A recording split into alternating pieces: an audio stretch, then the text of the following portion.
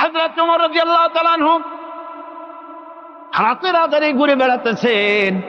আমিরুল মুমিনিন নেতা কারে বলে দেখেন, রাতের আধারে ঘুরে বেড়াচ্ছেন, কোথায় কি হয় না হয়।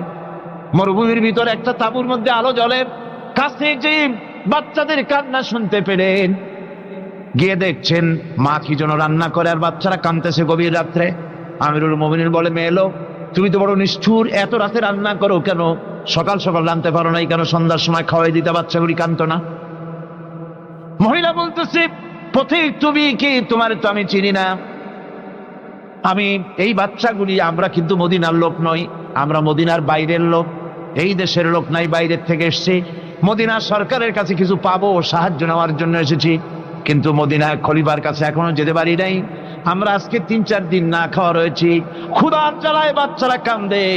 আমি হাড়িতে কোনো খানা রান্না করি না, বাচ্চাদেরকে সান্ত্বনা দেওয়ার